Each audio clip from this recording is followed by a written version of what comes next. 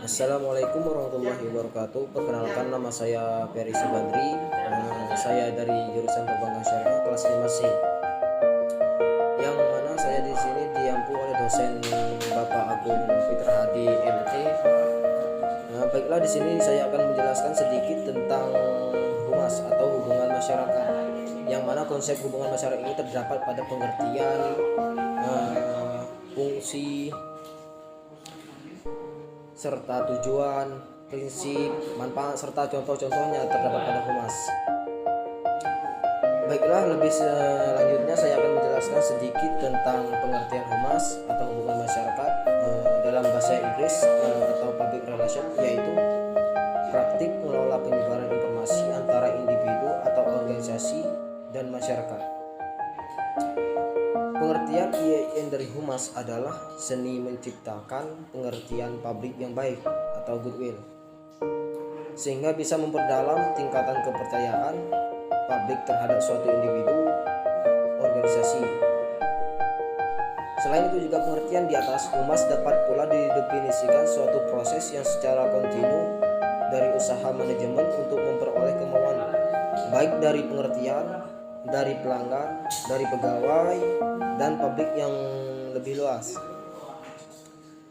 Dan pekerjaannya, seorang humas melakukan analisis dan memperbaiki diri, serta menjadikan pernyataan keluar fungsi humas, pernyataan yang keluar. Dan selanjutnya yaitu fungsi humas, yang mana di sini fungsi humas atau hubungan masyarakat menurut Edward adalah sebagai berikut, yang mana di sini dijelaskan adalah untuk menyediakan penerangan atau pemahaman kepada publik, melaksanakan persesuaian kepada publik untuk menjadi sikap dan tingkah laku publik berubah. Suatu usaha mempersatukan sikap dan perilaku lembaga sesuai dengan sikap dan perbuatan masyarakat atau sebaliknya. Dan tujuan humas berikut ini adalah yaitu untuk meningkatkan partisipasi, dukungan dan bantuan secara nyata dari masyarakat, baik itu dalam bentuk tenaga, sarana, prasarana maupun dana, demi kemudahan dan terlaksananya tujuan suatu organisasi. Dan dalam membuat rancangan dan kehidupan kembali rasa tanggung jawab yang lebih besar kepada masyarakat terhadap berlangsungnya program organisasi tersebut secara efektif dan efisien. Dan yang kedua yaitu menjadikan masyarakat ikut serta dalam menyelesaikan suatu masalah-masalah yang dihadapi.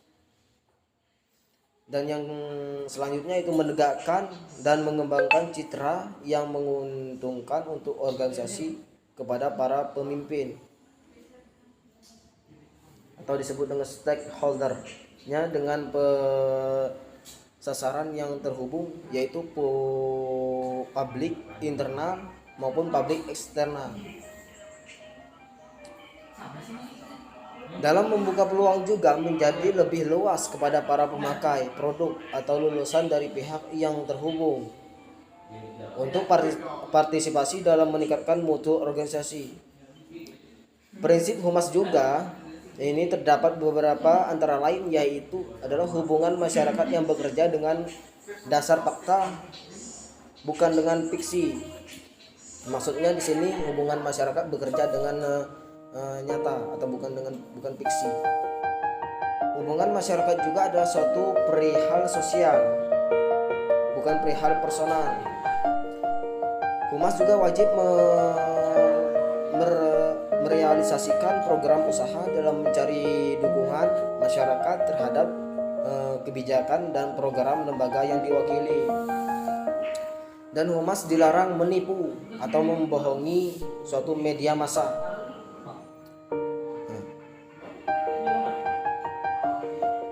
Dan selanjutnya humas juga harus bisa menjadi komunikator yang berguna dalam artian yang benar. Humas juga harus menjadi landasan aktivitasnya kepada penelitian ilmiah, kepada bidang pendapat umum, dan yang lainnya. Humas juga dapat bekerja dengan para ahli bidang lain. Humas juga wajib menjelaskan masalah tentang krisisnya yang diterima lembaga yang diwakilinya. Tugas humas juga adalah menurut Hadari, Nawawi dan Martini Hadari adalah sebagai berikut, yang mana di sini dijelaskan adalah tugas humas adalah membagikan secara luas informasi, baik itu perihal suatu gagasan, supaya maksud dan tujuan dan manfaatnya diketahui oleh sebagai pihak di suatu masyarakat atau kalangan masyarakat, dan menyiapkan bahan yang terkini tentang suatu yang hendak dikomunikasikan pemimpin kepada masyarakat atau pihak tertentu dalam pidato, baik itu dalam pidato, wawancara, ceramah, maupun pemasaran, seminar, dan lain-lainnya. Bahan tersebut juga dapat berupa konsep atau makalah yang sebelumnya sudah dibaca dan diketahui isinya oleh pemimpin, dan menyerahkan informasi yang jelas dan telah disampaikan administrator atau pemimpin kepada masyarakat atau pihak yang terhubung. Selanjutnya itu membuatkan susunan dan menjadikan berkembang rencana yang berkaitan dengan pelayanan masyarakat yang diberikan kepada administrator atau pemimpin untuk memperoleh suatu persetujuan. Dan selanjutnya itu manfaat humas, yang mana manfaat hubungan masyarakat menurut Frank Jeffkin adalah sebagai berikut, yang mana di sini dijelaskan adalah manajemen krisis. Dalam beberapa masa belakangan ini hampir semua organisasi pernah mendapatkan krisis, hingga kalangan pemimpin dan pihak manajemen melalui sadar mereka membutuhkan kesiapan dan persiapan untuk mengatasi berbagai masalah dan juga mendesak, yang utamanya berkaitan dengan hubungan pers. Oleh sebab itu, tiap organisasi harus berbentuk tim manajemen krisis dan permanen. Penerbitan desktop, sistem penerbitan desktop sebenarnya sangat bermanfaat, namun lebih membutuhkan operator yang mempunyai dedikasi dan waktu editor dibandingkan dengan metode editing konvensional yang masih memakai pensil, tumpukan kertas, dan juga logam berbentuk huruf. Dan selanjutnya yaitu identitas perusahaan. Tugas membuat identitas perusahaan biasanya tanggung jawab staf humas, karena hal itu menyangkut semua aspek organisasi secara menyeluruh dan sebagian penting dari semua komunikasi yang dijalankan organisasi. Hubungan parlemen yang hari ini adalah hubungan antara beberapa organisasi, baik secara langsung maupun dengan perantara konsultan, khususnya dengan pemerintah atau parlemen dan birokrat dari beberapa departemen, instansi pemerintah, dan yang lain-lainnya. Dan juga ada dua unsur dalam hubungan parlemen, yaitu usaha untuk mendorong para politisi dan pejabat menjadi sadar dan juga tahu kepentingan dari organisasi atau perusahaan.